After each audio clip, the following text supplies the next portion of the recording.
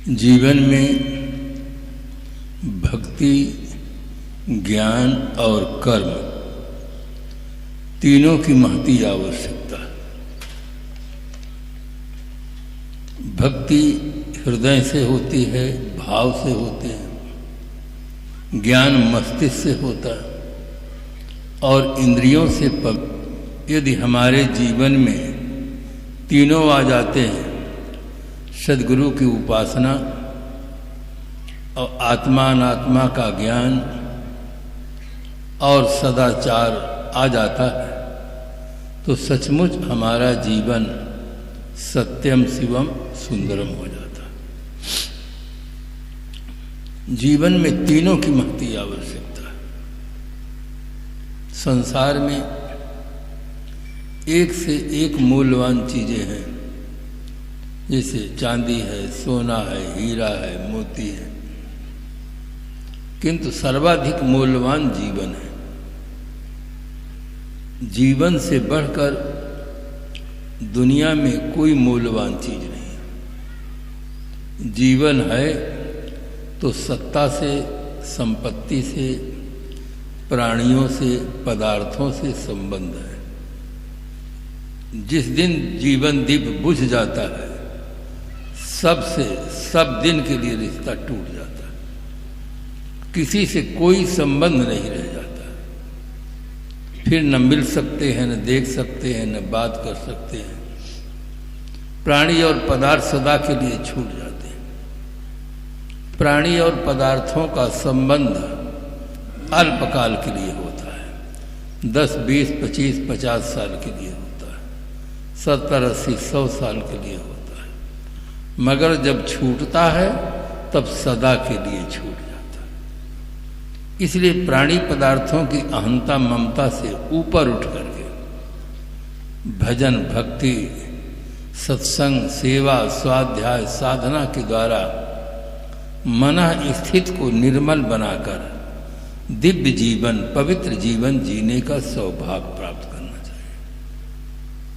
संसार में जितने प्राणी हैं, मानवेतर प्राणियों का जीवन भोजन और भोग में ही समाप्त हो जाता है।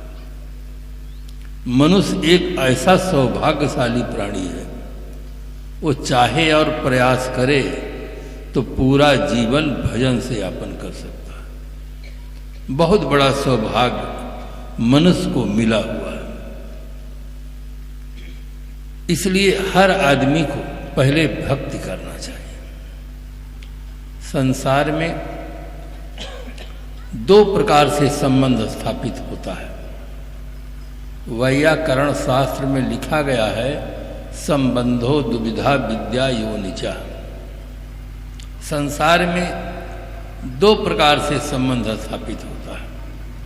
पहला संबंध पाणि ग्रहण से होता है।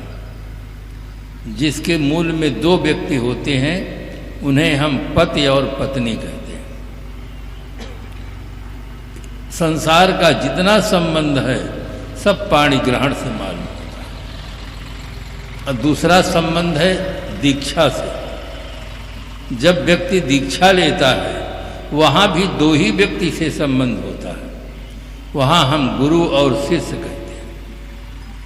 आज जो यहाँ संत समाज उपस्थित है खुर्दा में, कह रघुपत सुन भामिन बाता, मानव एक भगत कर नाता। ये भक्ति के नाता से ही संत समाज यहाँ उपस्थित है।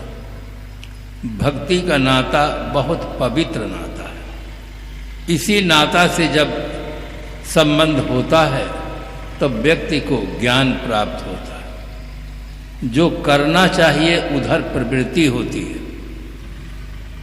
और जो नहीं करना चाहिए उधर से निवृत्ति होती है। सद्गुरु श्री विशाल साहब जी ने भवयान में कहा, जन्म अनंत सबय कछु कीन्हे, नहीं गुरु भक्ति मिले हो, भाग उदय जो आज मिले सोए, दिन दिन अधिक रुचो। अनेक जन्मों में हम बहुत कुछ किए, किंतु गुरु की उपासना नहीं की। अगर गुरु उपासना होती, यथार्थ बोध प्राप्त होता, पवित्र जीवन होकर आत्म स्थिति हो जाती तो फिर जन्म ही नहीं होता। भक्ति के क्षेत्र में विविधता है, क्योंकि संसार बहुत विशाल है। 195 राष्ट्र गणना में आते हैं, जिसमें 193 राष्ट्र में आपस में बातचीत होती, अंतर वहाँ बैठते हैं एक जगह पर। भाषाओं में कितना बड़ा अंतर है। मैं जब चेन्नई में गया जुलाई महीने में, वहाँ हिंदी ही लोग नहीं जानते। मुझे बड़ा आश्चर्य हुआ कि हमारे सारे ग्रंथ, बीजक है, भोयान है, पंचग्रंथी है, रामायण है, महाभारत है, उपनिषद है, सब हिंदी भाषा में ही है। अपने देश में ही हिंदी लोग नहीं जानते। बहुत आश्चर्य हुआ। मुझे ऐसा लगा कि नई पीढ़ी को अंग्रेजी पढ़ाना चाहिए, क्योंकि वहाँ अंग्रेजी और तेलुगु 2 भाषा लोग जानते हैं। तो इस प्रकार से भाषाओं में बहुत बड़ा अंतर है। संपूर्ण विश्व में 2792 भाषाएं हैं। आदमी कितनी भाषा पढ़ेगा? 10-20 भाषा चटनी के तरीके जान सकता है। इतनी भाषा में जो साहित्य है उसको एक आदमी कहाँ पढ़ सकता है? कुछ नहीं कर सकता। भाषाओं का अंतर है, संप्रदायों का अंतर है। किसी संप्रदाय में सफ़ेद वस्त्र पहनते हैं, किसी में गिरवा पहनते हैं, किसी में पीला पहनते, किसी में कपड़ा ही नहीं पहनते। वो भी एक संप्रदाय, कपड़ा ही नहीं पहनते। उपासना पद्धति में अंतर है। कोई व्यक्ति मंदिर में जाकर श्रद्धा सुमन समर्पित करता है, कोई मस्जिद में जाकर, कोई गिरजाघर में जाकर, कोई गुरुद्वारा में जाकर, कोई अलग कहीं जाता हो। भक्ति के क्षेत्र में विविधता है, एक रूपता नहीं, किंतु सभी अपने अपने इष्ट को नमन करें सबको। जो जिसे इष्ट मानता है बड़े श्रद्धा भाव के साथ उसकी उपासना करता है। किंतु भक्ति के क्षेत्र में उपास्य प्रत्यक्ष न होने से बोध नहीं होता। अब बोध न होने से जीवन में जो पवित्रता दिखलाई देनी चाहिए थी वो नहीं दिखाई देती। या तो लोग महापुरुषों की मूर्ति बनाकर श्रद्धा सुमन समर्पित करते हैं। आज हनुमान जी नहीं हैं, हनुमान जी की मूर्ति बनाकर लोग पूजा कर रहे हैं। महाराज श्री राम की मूर्ति बनाकर पूजा कर रहे हैं, महाराज श्री कृष्ण की मूर्ति बनाकर पूजा कर रहे हैं, शंकर भगवान की मूर्ति बनाकर पूजा कर रहे हैं। या लोग ऊपर हाथ उठा करके कल्पना करते हैं कि कहीं लोक विशेष है, वहाँ परमात्मा रहता है, वो निर्गुण है, निराकार है, सर्वज्ञ है, सर्वव्यापक है, सर्वनियंता है, जगदाधार है। ऐसा मान करके सिर ऊपर करके हाथ ऊपर उठा करके उसकी प्रार्थना करते हैं। जिसको कभी देखा नहीं, देख भी नहीं सकते हैं, उसकी इबादत करते हैं, उपासना करते हैं, और जिसको देखते हैं उससे विरोध करते हैं। कुछ लोग ऐसे भी हैं जो मानस पूजा कर लेते हैं। उपासना के क्षेत्र में विविधता है। संत सम्राट श्री कबीर साहब एक महान क्रांतिकारी संत हुए। उन्होंने कहा, कबीरन भक्ति बिगाड़िया, कंकर पत्थर धोए, अंतर में विसराग के अमृत डारिन खोए। भक्ति के स्वरूप को लोगों ने बिगाड़ दिया। भक्ति भावपूर्वक होती है, इष्ट के प्रति श्रद्धा, सेवा, आज्ञा का पालन करना, इसका नाम भक्ति। और इष्ट प्रत्यक्ष न होने से लोग उपासना तो करते हैं किंतु कुछ बोध नहीं होता। जैसे विद्यार्थी प्रत्यक्ष हो और मास्टर अप्रत्यक्ष हो, मास्टर की केवल मूर्ति बनाकर रख दिया गया हो, तो मास्टर कभी, मूर्ति वाला मास्टर कभी बच्चे को पढ़ा नहीं सकता। रोगी प्रत्यक्ष हो और डॉक्टर अप्रत्यक्ष हो, केवल मूर्ति वाला डॉक्टर हो, वो रोग का निदान नहीं कर सकता है, इंजेक्शन नहीं लगा सकता, कुछ कर नहीं सकता। बहुत बड़ी भूल है। हम सब चीज़ों के लिए चाहते हैं जिंदा। अगर हमें दूध चाहिए तो हम एक कागज की गाय बनाकर, जर्सी गाय का बढ़िया फोटो बना करके कभी नहीं श्रद्धा रखते हैं कि हाँ इससे सुबह शाम 2 किलो दूध मिलेगा। किसी आदमी को विश्वास नहीं होता है कि कागज वाली गाय दूध देगी। अगर ऐसा होता तो फिर दूध के लिए घास और चारा और ये जिंदा गाय की कोई जरूरत ही नहीं रहती। दूध के लिए हम जिंदा गाय चाहते हैं और काम करने के लिए जानवरों को जिंदा चाहते हैं। बच्चे को ट्यूशन पढ़ाना है तो जिंदा मास्टर के पास ले जाते हैं। बच्चा रोगी होता है तो जिंदा डॉक्टर के पास ले जाते हैं। सब चीज में जिंदा चाहते। पत्नी चाहिए तो कागज की नहीं, जिंदा चाहिए। केवल पूजा करने भर के लिए जिंदा नहीं चाहिए। कितना आदमी भरम में पड़ा। इसीलिए हमें सदगुरु कबीर साहब की याद आती है, संतो देखत जग बोराना, साँच कहो तो मारन धावे झूठे जग पतियाना, नेमी देखा धर्मी देखा अपराध करे स्नाना, आतम मार पसाड़े पूजे उनमें किछो न ज्ञाना, संतो देखत जग बोरा। साहब कहते हैं, मैं संसार को जब देखता हूँ मुझे ऐसा लगता है कि लोग बौरा गए, पगला गए। साँच कहो जग मारन धावे, अगर मैं सही से ही कहता हूँ कि माँ देवी है, पिता देवता है, तो लोग मुझे मारने को दौड़ते हैं। कहते हैं हमारे माता पिता तो आदमी हैं, आदमी कहीं देवी देवता होता है? माता पिता तो घर में रहते हैं, देवी देवता तो मंदिर में रहते हैं। अरे आप थोड़ा सा तो बुद्धि का प्रयोग करो। हनुमान जी सुग्रीव के मंत्री थे और राम जी भी राजकाज संभालते थे, वनवास गए हैं, राज का मंदिर में कहाँ रहते थे? मंदिर में तो उनकी मूर्ति बनाकर रखी गई है, वे मंदिर में नहीं है। एक छोटा सा आप थोड़ा सा ध्यान दें नियम कि जिसकी मूर्ति होती है वो मूर्ति में नहीं रहता, इतने भर ध्यान दें। जिसकी मूर्ति होती है वो मूर्ति में रहता ही नहीं। जैसे दरवाजे पर, गेट पर, मंदिरों के गेट पर बाहर शेर की मूर्ति रहती है। अगर वहाँ शेर रहता और एक बार गरज देता तो पुजारी सहित 9-11 हो जाते, भाग खड़े होते। शेर है, शेर की मूर्ति है, शेर नहीं है। शेर की मूर्ति है, शेर तो जंगल में रखता है, वो केवल मूर्ति है। हनुमान जी की मूर्ति है, वहाँ हनुमान जी नहीं है। अगर वहाँ हनुमान जी होते, चोर चोरी करने जाता, मारते एक गधा तो मंदिर में चोरी सदा के लिए बंद हो जाती। वहाँ हनुमान जी नहीं है, हनुमान जी की मूर्ति है, हनुमान जी नहीं है। ठीक से बोध न होने के कारण से आदमी घोर अंधविश्वास में पड़ रहा है, समय श्रम संपत्ति तीनों बर्बाद कर रहा है। उसे कुछ बोध नहीं प्राप्त होता है कि मुझे किसकी उपासना करनी चाहिए, क्यों करना चाहिए, कैसे करना चाहिए, उपासना करने से क्या लाभ होता है, नहीं करेंगे तो क्या हानि हो जाएगी। इस संबंध में उसे बोध के लिए कोई सद्गुरु चाहिए। बिन गुरु होय कि ज्ञान, ज्ञान की होय विराग बिनु, गावहि वेद पुराण सुख किलाई हरि भगत बिनु। कोई हमें सद्गुरु मिलना चाहिए जहाँ से हमें सत्य का बोध हो, फिर हम उपासना करें। तो क्या मिलेगा भक्ति करने से? खेती करने से हमको अन्न मिलता है, धन मिलता है, व्यापार करने से धन मिलता है, सर्विस करने से धन मिलता है। तो भक्ति करने से क्या मिलता है? भक्ति करने से व्यक्ति को ज्ञान मिलता है। आप कहें कि धन का उपयोग तो साहिब समझ में आता है।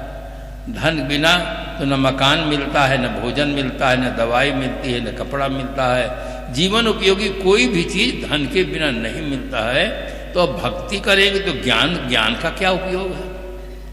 बंधुओं, ज्ञान से आदमी सदाचार निष्ठ सत्यनिष्ठ जीवन जीता है। ज्ञान प्राप्त करके ही व्यक्ति अच्छा जीवन जीने का सौभाग्य प्राप्त करता है। धन प्राप्त करके आदमी कपड़ा अच्छा पहन सकता है, अच्छे मकान में रह सकता है, किंतु अच्छा जीवन नहीं जी सकता है। अच्छा जीवन से मेरा तात्पर्य है विकारों से मुक्त जीवन। निर्विकार जीवन जीने के लिए व्यक्ति को ज्ञान चाहिए। ज्ञान के अभाव में आदमी भटक रहा है, अनेक दुर्व्यसनों का शिकार है, अनेक वासनाओं का शिकार है, उसका पराधीन जीवन है। ज्ञान के अभाव में आदमी कितनी दयनीय स्थिति में रह करके जीवन जीता है। धन और ज्ञान दोनों की बहुत बड़ी आवश्यकता है। धन जीवन निर्वाह के लिए और ज्ञान एक अच्छा जीवन जीने के लिए। ज्ञान के अभाव में कोई भी आदमी अच्छा जीवन नहीं जी सकता है। इसलिए दोनों की महती आवश्यकता है। जब व्यक्ति को ज्ञान प्राप्त हो जाता, देखिए ज्ञान का कितना सुंदर प्रसंग आया है मानस में। जब वहाँ पर कहा गया है कि जब किसका शरीर छूटा था, भगवान राम ने समझाया था, बालिका शरीर तारा बिलाप करती हुई जाती है, छित जल पावक गगन समीरा, पंच रचित यह अधम शरीरा, प्रगट स्वतंत्र आगे सोवा, जीव नित तुम केह लग रोवा, उपजा ज्ञान चरण तब लागी, लीन्हिस परम भक्ति बर मांगी। तो कितना सुंदर प्रसंग है, किंतु हम इन प्रसंगों को केवल समझ लेते हैं कि उनको समझाया गया है। अरे पात्रों के माध्यम से आपको भी समझा रहे हैं कि भौतिक शरीर ये पंच तत्वों से निर्मित है और ये जीव जो है ये नित्य है, न किसी का पति है न किसी का पत्नी है, ये नित्य पदार्थ है। वासना बस शरीर धारण करता है, वासना समाप्त होने पर जीवन पूरा हो जाता है। जब उसको ज्ञान हो जाता है तो भक्ति का वरदान मांगते हैं। तो इस प्रकार से ज्ञान की महती आवश्यकता है।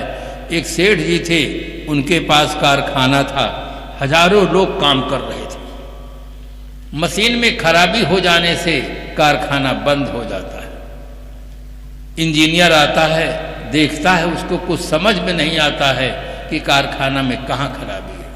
वो फोन करता है, बड़े इंजीनियर को बुलाता है। बड़ा इंजीनियर जब आता है, एक हथौड़ी हाथ में लेकर के घूमता है, देखता है, एक जगह उसे खराबी मालूम होती है। एक हथौड़ी मारा और बटन दबा दिया, कारखाना चालू हो गया। सब लोग जय जयकार करने लगे। सेठ भी बहुत खुश हुए, उनको ऑफिस में ले गए, कहे अपना बिल बना कर दीजिए। और जब बिल बनाकर उसने दिया, उसमें लिखा था 10,001 रुपया। तो सेठ जी के माथे में पसीना आ गया। सेठ जी ने कहा, ये मेरा बिल है, किसी और का बिल आप बना दिए। कहे मैं काम तो आपका किया हूं, दूसरे का बिल क्यों बनाऊंगा। सेठ ने कहा, आप एक हथौड़ी मारे हैं और 10,001 रुपया बिल। कहा सेठ जी आप समझने का प्रयास नहीं किए। एक हथौड़ी मारा हूं, उसका 1 रुपया लिया हूं, किंतु कहाँ खराबी है इसका मैंने जो ज्ञान प्राप्त किया उसका 10,000 लिया। अगर कहीं दूसरी जगह मार देता तो आपका कारखाना भी बिगड़ जाता, चलता भी नहीं। मैं ज्ञान प्राप्त किया कि ये कहाँ पर मारने से क्या होता है, उसका 10,000 रुपया लिया। बाबू कलकत्ता वाले प्रेम प्रकाश जी बता रहे थे, आज के कम से कम 25-30 साल पहले की घटना है। कोई केस था तो वो वकील को ही बताते थे, बहुत प्रसिद्ध वकील थे, वकील से ही बात करते थे, जनता से बात नहीं करते। वकील को ही पॉइंट बता देते कि इस पॉइंट से आप बहस करेंगे आपको जीत हो जाएगी। 100 रुपया लेता था केवल 1 मिनट के लिए। 1 मिनट बताने में उसको लगता था इस पॉइंट से आप बात करेंगे जीत जाएंगे, का 100 रुपया लिया। तो ज्ञान की बहुत बड़ी कीमत है। आप देखिए एक मजदूर है, उससे आप दिन भर काम लीजिए तो आप कितना देंगे, 2 से 3 से देंगे। एक वकील को दिन भर काम कराइए तो कितना लेगा। एक डॉक्टर है, दिन भर अगर उसको ऑपरेशन करना पड़े तो कितना लेगा। एक नेता है, कारखाना के संबंध में आता है, जब दस्तखत कर देता है तो लाखों रुपया ले लेता है। ज्ञान की बहुत बड़ी कीमत। एक ऐसे ऐसे यंत्र बना करके देखो, आदमी आकाश में बैठा है, उड़ रहा है। पक्षी तो अकेले उड़ता है, ये आदमी कितना भार लेकर के मशीन बना करके ऊपर से उड़ रहा है। ये ज्ञान तो है। आज के अगर 50 साल पहले कोई व्यक्ति कहता कि आपके हाथ में छोटा सा साधन रहेगा और आप बंबई कलकत्ता दिल्ली में रहने वाले अपने मित्रों से बात कर सकेंगे, तो लोग कहते पागल हो गए हो, न कहीं तार है न कुछ है, कैसे बंबई कलकत्ता दिल्ली में रहने वाले लोगों से हम बात कर सकेंगे। और आज नंबर मिलाइए, फटाफट बात करिए। अब आज तो इतनी सुविधा हो गई शहरों में कि जिससे बात करते हैं वो सामने पर चेहरा भी दिखाई देता है, हंसता मुस्कुराता हुआ। कपड़ा देखिए, उससे बात करिए, मुस्कुराते हुए बात करते हैं। कितना आश्चर्यजनक लगता है कि वो आदमी कहाँ पर है और चेहरा सामने दिखाई दे रहा है। कितना ये ज्ञान की ही महिमा है। आज अगर उस जमाने में जब भगवान राम थे, अगर उस जमाने में होता ये विकास तो महारानी सीता कहती है हेलो हेलो रावण पकड़ लिया, जल्दी आ जाओ। तो भगवान राम को इतनी परेशानी नहीं उठाना पड़ता। उस जमाने में उतना विकास ही नहीं था।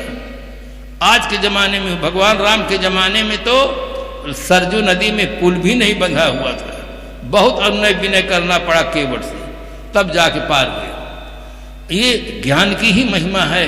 जो आदमी चंद्रलोक की यात्रा कर रहा है, मंगल ग्रह में जाने की उड़ाने भर रहा है, आप अपने पास में देखिए, पड़ोस में देखिए, एक आदमी वो है जो दिन भर श्रम करता है, शाम के जो पैसा पाता है शराब की दुकान में जाकर देता है, पीता है, अपना परेशान, बच्चे परेशान, मोहल्ला के लोग परेशान। और एक आदमी वो है जिसको फ्री में दे तो छूता ही नहीं, पीने की बात तो बहुत दूर है, छूता भी नहीं, कहता हमारे पास है, हटिए यहाँ से, बाहर जाकर पीजिए, अपने पास बैठाना भी नहीं चाहता। और एक आदमी दिन भर जो कमाता है देकर पीता है। दोनों आदमी में जमीन आसमान का जो अंतर दिखाई देता है, वो अंतर किसका है? वो अंतर बाहर का नहीं है, भीतर का ही है, ज्ञान का ही अंतर है। एक की मन स्थित बिल्कुल निर्मल है, वहाँ वासना की कोई गंध नहीं है, और एक आदमी की मानसिक स्थिति इतनी दयनीय है कि पिए पिए बिना वो रह ही नहीं सकता है, पिए बिना उसका जीवन नहीं चल सकता। ये जो अंतर दिखाई देता है वो भीतर ज्ञान का ही अंतर है। इसलिए भक्ति करने से व्यक्ति को ज्ञान प्राप्त होता है। सदगुरु श्री विशाल साहब जी ने भोयान में कहा, करे गुरु भक्ति ज्ञान धन लूटे। गुरु की भक्ति करने से व्यक्ति को ज्ञान रूपी धन प्राप्त होता है। एक धन वो है, रुपया पैसा सोना चांदी जगह जमीन, ये सब बाहर का धन है, जीवन गुजर का साधन है, भौतिक विकास करने का साधन है। ज्ञान रूपी धन जब व्यक्ति को प्राप्त हो जाता है, सारे विकारों से जीते जी मुक्त हो जाता है, सदाचार निष्ठ सत्यनिष्ठ जीवन जीने का सौभाग्य प्राप्त कर लेता है, जो केवल मानव जीवन में संभव है। और किसी जीवन में यह संभव नहीं है कि आदमी वासनाओं से विकारों से मुक्त होकर के जीवन जी सके। इसलिए भक्ति के क्षेत्र में सदगुरु कबीर साहब ने बहुत बड़ी क्रांति की कि सगुण साकार चेतन मूर्ति सदगुरु संतों की भक्ति करें। ते साहेब के लागव साथा, दुई दुख मेट के हो सना था, पूरा साहेब से ये सब विध पूरा होए, ओछे से नेह लगाए के मूल आवे खोए। किंतु आदमी बहुत चालाक है, वो सस्ती भक्ति चाहता है। सस्ती भक्ति, एक लोटा पानी ले लेता है, सैकड़ों देवता में छिड़क देता है, अब भोजन बना करके रख देता है, पर्दा ढांक देता है, थोड़ी देर प्रतीक्षा करता है, फिर घंटी बजा देता है, टुन टुन टुन टुन घंटी हिलावे, झपक दें सब झपना, और ठाकुर जी का भोग लगावे, गपक जाए सब अपना। आपके घर में कोई मेहमान आ जाए, थाली परोस करके दे दीजिए, और जैसे खाना चाहे आप लेकर खा लीजिए, तो फिर वो मेहमान अगर समझदार होगा तो जिंदगी में दोबारा कभी आएगा नहीं। घर के लोग बड़े विचित्र हैं, थाली हमारे लिए परोसे और अपना लेके खा गए। ये भक्ति के क्षेत्र में केवल भाव प्रधान रह गया है, सत्यता इसमें नहीं रह गई है। हर आदमी को चाहिए कि हम सगुण साकार चेतन मूर्ति सद्गुरु संतों की उपासना करें, जहाँ से हमें ज्ञान प्राप्त हो, बोध प्राप्त हो, जीते जी हम विकारों से मुक्त होकर के अच्छा जीवन जीने का सौभाग्य प्राप्त करें। भक्ति के क्षेत्र में कहा गया, श्रवणम कीर्तनम स्मरणम पाद सेवनम अर्चनम वंदनम दास्यम सख्यम आत्मनिवेदनम। 9 प्रकार की भक्ति होती है। पहली भक्ति है श्रवण भक्ति। इस समय जो आप हो कर रहे हैं श्रवण भक्ति, अच्छी तरह से पहले सुने, फिर उसको समझने का प्रयास करें, फिर उसे जीवन में धारण करने का प्रयास करें। जो आदमी कभी सुनता ही नहीं है, वो समझने का प्रयास कैसे करेगा, और समझेगा नहीं तो जीवन में प्रयोग कैसे करेगा। सुनना पहला स्टेज, समझना दूसरा स्टेज, और जीवन में प्रयोग करना तीसरा स्टेज। पहले कमाना, फिर बनाना, और फिर खाना। आदमी अगर केवल सुनता ही रहे और जीवन में प्रयोग ना करे, तो उसे जो लाभ मिलना चाहिए वो लाभ नहीं मिल पाता। कोई कहे फिर सुने ही नहीं, और सुनेगा नहीं तो कभी समझने का प्रयास भी तो नहीं करेगा, फिर कैसे करेगा। इसलिए सत्संग में आकर बड़े श्रद्धा भाव पूर्वक श्रवण करना चाहिए। कभी कभी लोग प्रश्न कर देते हैं, साहब ये 10 साल से सत्संग में जाते हैं और सत्संग में तीनों दिन रहते हैं, 10 साल हो गए, इनके तम्बाकू भी नहीं छूटती, कोई विकार छूटता ही नहीं है, तो हम कैसे माने कि सत्संग से जीवन सुधरता है? उनका प्रश्न न्यायोचित है, क्योंकि व्यवहारिक जगत में ऐसा देखा जाता है। किंतु समझने का प्रयास करें। जैसे नई बाल्टी हो, नल के नीचे रख दें और नल का पानी फोर्स से आता हो और बाल्टी में गिरता हो, अब घंटों बीत गया, बाल्टी भरती ही नहीं है, तो इसे कोई ना कोई कारण तो जरूर है। बाल्टी में पानी गिर रहा है, बाल्टी बिल्कुल नई है, पूरे फोर्स से पानी आ रहा है, घंटों बीत गया, बाल्टी भरती ही नहीं है, तो जरूर कहीं कोई भूल हो गई है। बाल्टी को आपने उल्टा रख दिया है, अब चाहे 24 घंटा नल चले, बाल्टी भरने वाली नहीं है। इसी प्रकार से लोग सत्संग में आते हैं, अपने मन को उल्टा करके बैठते हैं, सोचते हैं साधुओं का काम है कहना, हमारा काम है सुनना, अगर हम ठीक से सुने और चले तो हमारा भी घर द्वार लड़के बच्चे सब छूट जाएंगे। ये उल्टा कर दिए, फिर वो चाहे जिंदगी भर सुने, उनमें कोई प्रभाव पड़ने वाला नहीं है। मकान में जब लिंटर पड़ जाता है, पलस्तर हो जाता है, तो पानी चाहे रात दिन बरसे, फिर उसका कोई प्रभाव नहीं पड़ता है।